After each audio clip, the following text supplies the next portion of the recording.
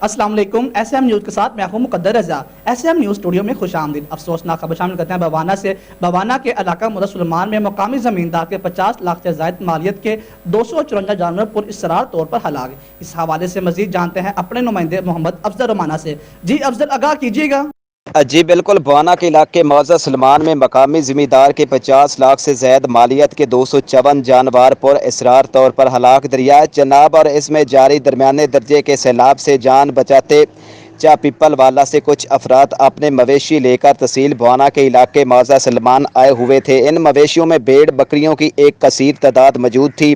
گزشتہ رات خراب موسم کے باعث سب جانور ایک حویلی میں باندھے گئے۔ اہل خانہ کے صبح اٹھنے پر معلوم ہوا کہ رات حویلی میں باندھے گئے تمام کے تمام چھوٹے بڑے جانور دم توڑ چکے ہیں۔ اس حوالے سے محکمہ لائف سٹاک اور قانون نافذ کرنے والے اداروں نے معاملے کو مشکوک قرار دیتے ہوئے مزید کارروائی شروع کر دی ہے۔ جی بہت شکریہ افضل، ہمیں تفصیلات سے آگاہ کرنے کا۔